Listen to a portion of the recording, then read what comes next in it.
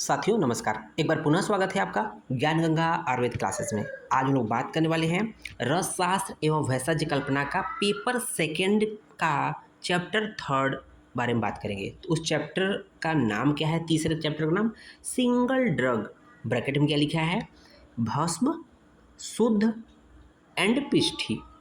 क्योंकि हम लोग जानते हैं जो फर्स्ट पेपर था वो किसी भी रस, महारस, उपरस, जो भी साधारण रस ए टू जेड जितने भी रत्न उपरत्न जो भी द्रव्य थे रसशास्त्र में, उनका एक सामान्य रूप से इंट्रोडक्शन ए टू जेड सब कुछ बातें की गई। लेकिन देखा जाए तो फर्स्ट पेपर में हम लोग उसको चिकित्सा के पॉइंट ऑफ व्यू से यूज नहीं कराए गए थे, क्योंकि वहाँ पर हम लोग थ्योरेटिकल पॉइंट ऑफ व्यू से ए टू जेड पढ़ना था।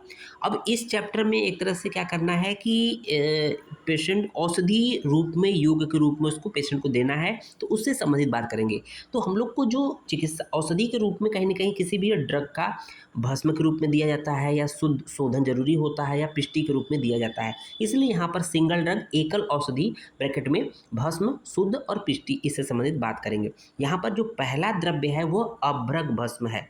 अभ्रक भस्म, ठीक है ना। तो ये अभ्रक भस्म पहला है। तो यहाँ पर सीधे हम लोग अभ्रक भस्म के बारे में बात कर रहे हैं। इससे पहले हम लोगों ने अभ्रक तत्व के बारे में बात किया था। अभ्रक के शोधन, मारण इत्यादि जो भी नॉमेनक्लेचर, मतलब जो भी केमिकल फार्मूला है, टू जेड बात किया था। बट यहाँ पर केवल केवल अभ्रक भस्म की बात करेंगे, उससे संबंधित गुणधर्म क्या क्या है, ठीक है। तो ये देखेंगे सबसे पहले प्रोबेबल मोड ऑफ एक्शन, मतलब किसी भी रसशास्त्र में जो द्रव्य होते हैं उसका किस तरह से वो बॉडी में कार्य करते हैं, मोड ऑफ एक्शन होता है, उसके बारे में देखेंगे। तो साथ ही साथ यहाँ पर एक्चुअली हेडिंग है अभ्रक भस्म, या इन जनरल देख सकते हैं कि द्रव्यों के, रसशास्त्र के द्रव्यों का प्रोबेबल मोड ऑफ एक्शन क्या होता है। तो देखेंगे भस्मों की क्रिया विधि, भस्मों की जो क्रिया विधि होती है, किसी भी भस्म की बात करें, चाहे रस हो, महारस हो, उपरस हो, ठीक है। मोड ऑफ एक्शन का आयुर्वेदिक तथा आधुनिक मत का वर्णन निम्न प्रकार से किया गया है, ठीक है। तो एक श्लोक है, आप लोग को जरूर ये एक्चुअली इसको याद कर लेना चाहिए बच्चों। रस रत्न समुच्चय का 5वें चैप्टर का श्लोक नंबर 139 है, ठीक है ना, 139 है। तो देखेंगे श्लोक क्या है। मृतानि लोहानी, मतलब लोह जो होता है, लोह का मतलब ऐसा नहीं कि आयरन की बात कर रहा है, यहाँ पर लोह, लोह मतलब लोहादी धातुएं की बात कर, धातु धातु इत्यादि जो भी चीजें। मृतानि लोहानी रसी भवंती निघ्नन्ति युक्तानि महा आमयाश्च, महा आमय मतलब व्याधि की बात कर रहा है, महा आमय, है ना। तो ये आगे पढ़ेंगे, महागद महाअमय, ठीक है। मृतानि लोहानि रसे भवन्ति निघ्नन्ति युक्तानि महाअमयश्च अभ्यास योगाद दृढ़ देह सिद्धिम कुर्वन्ति रुग जन्म जन्म जरा विनाशनम।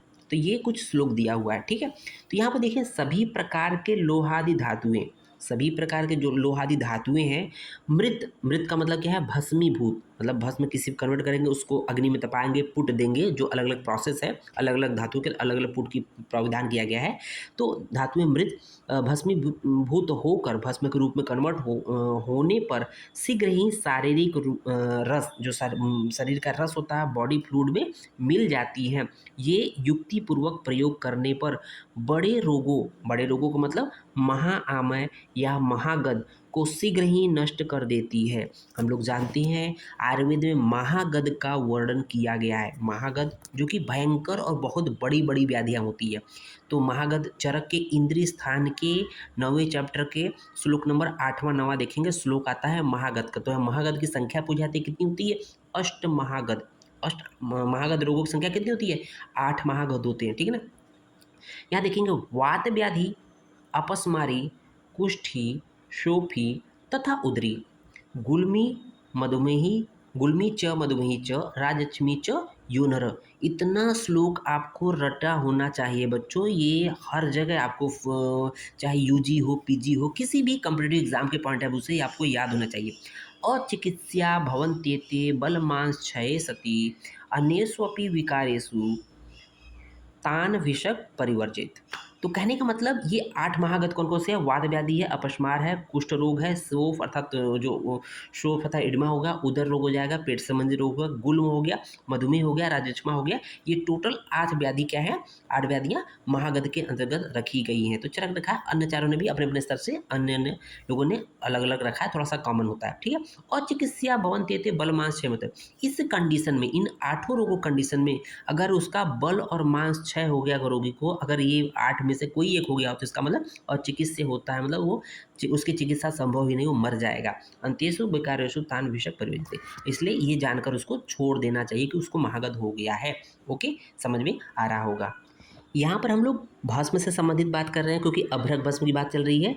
तो किसी भी द्रव्य का भस्म बनाने के लिए, भस्म निर्माण के लिए पुट की आवश्यकता होती है। तो हम लोगों ने पुट को डिफाइन किया था फर्स्ट पेपर में, बहुत अच्छे से आप लोगों ने रटा भी था, याद भी किया है श्लोक। पुट का जो डिफिनेशन आप लोगों ने याद किया, ठीक है ना। पुट की आवश्यकता होती है, पुट देने से लोहादि धातुओं में निम्न गुण आ जाते हैं। तो ऐसा नहीं पुट देने से केवल भस्म जाएगा, भस्म बनने के बाद उसमें कुछ भी प्रॉपर्टी बहुत ज़्यादा चेंज हो जाती है। तो पुट पहले देखेंगे, उससे संबंधित क्या क्या चेंज होता है। पुटाद द्रव्याणु लघुत्वंच शीघ्रम व्याप्ति दीपनम जारितादपि सुतेन्द्राल लोहान अधिको गुड़ा। तो यहाँ पर रस समुच्चय का श्लोक नंबर चैप्टर नंबर 10 का श्लोक नंबर 49 है। तो यहाँ देखेंगे पुट देने से लघुता आ जाती है भस्म में, ये जो भस्म होता है वो शीघ्र ही व्याप्त हो जाता है शरीर में। ये जठराग्नि को दीपन करने वाले होते हैं, जारित पारद की अपेक्षा अधिक गुण वाले होते हैं। तो ये पुट का इम्पोर्टेंस है। ओके, अब देखेंगे अभ्रक भस्म का केमिकल कंपोजिशन क्या है। तो क्या हो सकता है केमिकल कंपोजिशन जब भस्म के रूप में कन्वर्ट हो जाएगा। Could be magnesium aluminium Mg bracket में AlF E ब्रैकेट का होल ट्वाइस, ठीक है, और O4 और स्लैश या पोटेशियम एल्युमिनियम सिलिकेट या silica SiO6 having spinal structure, इसका स्ट्रक्चर स्पाइनल होता है, ठीक है। और देखेंगे फार्माकोडायनेमिक्स एंड फार्माकोकाइनेटिक्स। तो अभ्रक भस्म के बारे में देखेंगे, इसका रस जो होता है अभ्रक भस्म का मधुर रस होता है, गुड़ जो होता है स्निग्ध होता है, वीर शीत होता है और दोषग्नता ये त्रिदोष नाशक होता है। तो ये अभ्रक भस्म का फार्माकोडायनेमिक्स और फार्माकोकाइनेटिक्स इसी वजह से ये द्रव्य कार्य करता है। क्योंकि अभ्रक को हम लोगों ने, अभ्रक द्रव्य था उसको भस्म कन्वर्ट कर लिया है। तो भस्म में कन्वर्ट कर लिया तो उसमें कुछ ना कुछ गुण आ गए हैं, प्रॉपर्टी आ गई है। तो उसमें एक देखिए प्रॉपर्टी इम्यूनो मॉड्यूलेटरी एक्टिविटी, अर्थात इम्यून को मॉड्यूल करना, इम्यून को एक्टिवेट करने की प्रॉपर्टी अभ्रक भस्म में पाई जाती है। तो यहाँ देखेंगे शतपुटी अभ्रक भस्म। तो आप लोग जब पढ़ते हैं तो शतपुटी मतलब उसको 100 पुट दिया गया हो, जिस अभ्रक के भस्म के निर्माण में 100 पुट दिया गया हो उसको बोलते हैं शतपुटी अभ्रक भस्म। हैज़ बीन प्रूव्ड, इस क्या प्रूव हुआ है शतपुटी अभ्रक भस्म बारे में कि फॉर इट्स पोटेंट इम्यूनोमॉड्यूलेटरी, ठीक है। ये जो शतपुटी अभ्रक भस्म होता है वो पोटेंट, बहुत ज़्यादा एक्टिव इम्यूनोमॉड्यूलेटरी होता है। इम्यूनोमॉड्यूलेटरी का मतलब क्या होता है, stimulant activity. It brings about stimulation of leucocytes, ठीक है, जो ल्यूकोसाइड जो भी होते हैं, ठीक है ना, TLC WBC जो होते हैं ल्यूकोसाइड्स, इसको स्टिमुलेट करते हैं and thus in turn leads to highly significant phagocytic activity. हम लोग जानते हैं WBC का काम क्या है, फॉरेन बॉडी को वो फैगोसाइट कर लेता है, इनगल्फ कर लेता है, खा जाता है। मोस्ट ऑफ द रसायन द्रव्याज हैविंग इम्यूनोमॉड्यूलेटरी इफेक्ट थ्रू, किसके थ्रू होते हैं, मोस्ट ऑफ द रसायन द्रव्य होते हैं फैगोसाइटोसिस के थ्रू होती है। हिस्टामिन रिलीज होता है, साइटोकाइन सिक्रीशन मॉड्यूलेशन होता है, लिम्फोसाइट एक्सप्रेशन होता है, क्लास स्विचिंग होती है, इम्यूनोग्लोबुलिन सिक्रीशंस होता है और सेलुलर को रिसेप्टर एक्सप्रेशन होता है। इसके थ्रू मोस्ट ऑफ द जो रसायन द्रव्य होते हैं वो इम्यूनोमॉड्यूलेटरी इफेक्ट शो करते हैं। ओके, अब देख लेते हैं अभ्रक भस्म का थेरेप्यूटिक प्रॉपर्टी क्या होता है अर्थात चिकित्सकीय उपयोग क्या है, गुण क्या है।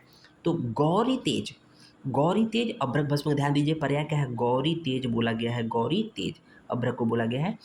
परम अमृतम, जो गौरी तेज परम अमृतम वात पित्त क्षयग्नम, तो जो अभ्रक भस्म होता है वो परम अमृत, अमृत के समान होता है। वात पित्त क्षय, वात पित्त और क्षय का नाश करने वाला होता है, ठीक है ना। वात मतलब वात बढ़ा हुआ तो उसको नाश कर देगा, मतलब उसको नॉर्मल कर लेगा, पित्त बढ़ा हुआ तो उसको नॉर्मल कर लेगा और क्षय रोग का नाश करता है, ठीक है। प्रज्ञा बोधि मतलब बुद्धि को उत्तेजित करता है, बढ़ाता है, बुद्धि को जगाता है, सोया रहता बुद्धि तो उसको जगा देता है, ठीक है ना। बोधि प्रशामित रुच, वृष्यम आयुष्यम अग्र्यम, तो ये इसको बोला गया वृष और आयुष्यम अग्रम, मतलब उम्र को बढ़ाने में देने में अग्र होता है, श्रेष्ठ होता है। बल्य होता है, स्निग्ध होता है, रुचि कदम कफम दीपनम, और दीपन होता है, शीतवीर्य होता है, तत् योग है सकलदह सूतेंद्री बंदी। ये सूतेंद्र सूत अर्थात सूत मतलब पारद को बांधने वाला होता है। तो ये कुछ गुण है, थेरेपेटिक प्रॉपर्टी है अभ्रक भस्म की। मात्रा देखेंगे अभ्रक भस्म की 125 मिलीग्राम से 375 मिलीग्राम होता है। अनुपान की बात कर लेते हैं। शहद, घृत, त्रिफला क्वाथ, गुड़ची सोरस, आद्रक सोरस इसका अनुपान होता है। पथ्य अपत्य की बात कर लेते हैं। अभ्रक भस्म के सेवन के समय को क्या खाना चाहिए, क्या नहीं खाना चाहिए। तो बोला गया है क्षार अम्ल विदलम कोलम कर्कटीकार वेलकम वृंता मैगन को बोलते हैं, करीर च तैलम च अभ्रे विवर्जित। आनंद प्रकाश का रेफरेंस ध्यान दीजिएगा कि अभ्रक सेवन करने वाले को, जो व्यक्ति अभ्रक का सेवन कर रहा है, क्षार, अम्ल, चना, उड़द आदि जो मतलब जो दालें हैं, दो दाल वाले जो अन्न होते हैं, साथ ही साथ ककड़ी, करेला, बैगन, करीर तथा तेल का सेवन नहीं करना चाहिए, अर्थात उसके लिए वर्ज्य होता है, अपत्य होता है। अभ्रक भस्म का जो सेवन काल होता है वो 2 टाइम होता है, सायंकाल और प्रातः काल होता है, ठीक है ना। काल मर्यादा कि अभ्रक भस्म का सेवन कितने समय तक करना चाहिए। तो मास, आनंद प्रकाश का रेफरेंस है, मास त्रयेण रक्ताख्यम क्षयम श्वास सुधारुणम पंचकाशांश हृत्शूलम ग्रहणे अर्शो गदास्तथा आमवातम च शोषम पांडुरोगम सुदारुणम। बच्चों श्लोक पढ़ने का जरूर प्रयास करिए। हम लोग श्लोक को जनरली स्किप कर देते हैं क्योंकि अल्टीमेट हम लोग जब भी आगे सक्सेस होंगे तो हमें श्लोक से सामना करना ही करना है। बिना श्लोक के हम किसी चीज़ को अच्छे से एक्सप्लेन नहीं कर सकते हैं, इसलिए श्लोक जरूरी है, ठीक है। तो अभ्रक की निश्चंद्र, जो एक अभ्रक की परीक्षा होती है निश्चंद्र, चंद्रमा की रोशनी ले जाने पर उसमें चमक नहीं रहती है। निश्चंद्र अभ्रक की निश्चंद्र भस्म आंवले की शुंठी, मरीच, पिपली तथा वायवडंग समान मात्रा में 3 मास तक सेवन करने से, 3 महीने तक सेवन करने से रक्त क्षय, कास, श्वास, हृदयशूल, ग्रहणी, अर्श, आमवात, शोष, पांडु तथा 18 प्रकार के कुष्ठ नष्ट हो जाते हैं। तो इसका मतलब काल मर्यादा क्या है, ये 3 महीने की है, ठीक है। इसकी वजह से ये डिजीज नाश हो जाती है, नष्ट हो जाती है, खत्म हो जाती है। अब देखेंगे कि अशुद्ध एवं अपक्व, ध्यान दीजिएगा, अशुद्ध एवं अपक्व अभ्रक भस्म सेवन जन्य व्याधि। मान लीजिए अशुद्ध अभ्रक भस्म सेवन कर लिया तो कुछ ना कुछ गड़बड़ होगा, व्याधि उत्पन्न होगी। उसी तरह से अपक्व, अच्छी तरह से मारण जिसका नहीं हुआ हो तो उसका भी अगर सेवन कर लेंगे तो उसमें कुछ ना कुछ डिस्टर्बेंस हो जाएगा, बॉडी में डिजीज उत्पन्न हो जाएंगी। तो क्या क्या चीज़ें होती हैं, तो पीड़ा देखेंगे, आंध्र प्रकाश का रेफरेंस है, ठीक है। पीड़ा विद्यति विविधाम नृणाम कुष्ठम क्षयम पांडुगदम च शोथम हृतपार्श्वपीड़ा च करोत्य शुद्धम अशुद्धम अभ्रकम ही तद गुरु वहनी हृत्स्यात्, ठीक है। अशुद्ध अभ्रक से निर्मित भस्म, अशुद्ध अभ्रक से निर्मित भस्म, यहाँ सिर्फ अशुद्ध की बात कर रहे हैं, उसके बाद अपक की बात करेंगे। अशुद्ध अभ्रक से निर्मित भस्म की अभ्रक भस्म के सेवन से विभिन्न प्रकार की पीड़ा, कुष्ठ, क्षय, पांडु, शोथ, हृतपार्श्व पीड़ा उत्पन्न होती है तथा यह गुरु तथा मंदाग्नि हो करती है, ठीक है। अब देख लेते हैं इसका सेकंड पॉइंट क्या है, अपक्व अभ्रक भस्म। अपक्व अभ्रक भस्म सेवन जन्य दोष। अपक्व अर्थात जो उचित प्रकार से न बनी अभ्रक सेवन निम्न दोष उत्पन्न करती है। तो रसन समुच्चय का देख लेंगे, रेफरेंस है, सेवितम चंद्र संयुक्तम मेहम मंद अनलम चरे। दो चीजें, मेहम मतलब प्रमेय रोग की उत्पत्ति होती है, मंद अनलम अर्थात मंदाग्नि की उत्पत्ति होती है। चंद्रिका युक्त अभ्रक भस्म प्रमेय, तो चंद्रिका युक्त अभ्रक भस्म जो होता है ये अभ्रक का दोष है, ठीक है। जबकि निश्चंद्र जो अभ्रक होता है वो ठीक होता है, ठीक है। चंद्रिका युक्त अभ्रक भस्म जो है का सेवन करने से प्रमेय अर्थात डायबिटीज हो तथा मंदाग्नि उत्पन्न करती है। रस प्रकाश सुधाकर में इसे विष, वज्र, शस्त्र तथा अग्नि जैसी प्राणहर बताया गया है।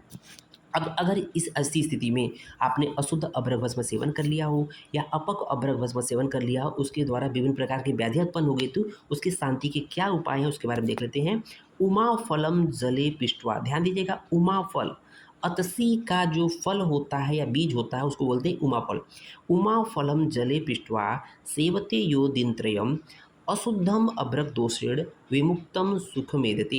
अर्थात अतसी बीज को, ध्यान दीजिएगा, उमा फल या अतसी बीज को जल में पीसकर, जले पिष्टवा जल में पीसकर 3 दिन तक सेवन करने से अशुद्ध अभ्रक सेवन जन्य दोष दूर हो जाता है। लास्ट में हम लोग देख लेते हैं research update and clinical evidence क्या होता है। In there study done by Ahmed and et al 11 patient of prameha. तो ये कुछ लोग स्टूडेंट थे, जैसे रिसर्च करते रहते हैं ना विद्यालय में, कॉलेज में। तो 11 पेशेंट पे लोगों ने प्रमेह पे एक रिसर्च किया। It was found that 8 patient show marked improvement when they were treated with Abragbhasma योग। Abragbhasma is found having in vitro anti-cancerous cancer activity. Its activity increases with increasing number of putas। जो put है उसकी संख्या बढ़ जाएगी तो इसकी anti cancer activity बढ़ जाती है up to 100 put. This study show that as the number of put increases efficacy of जो एंटी कैंसर जो इफिकेसी थी ड्रग की अब्रबस्बी की आल्सो इंक्रीजेज। इस तरह से ये पार्ट खत्म हो जाता है। लास्ट में हम लोगों ने आयुर्वेद अमृता नाम बोला है। ठीक है, आप लोग को बताना है बच्चों, आयुर्वेद अमृता नाम चरक ने ये रेफरेंस कहाँ दिया है। ठीक है, आपको चैप्टर का नाम बताना है, किस प्रकरण बताया है, ये वेरी वेरी इंपॉर्टेंट है आयुर्वेद अमृता नाम। ओके, धन्यवाद।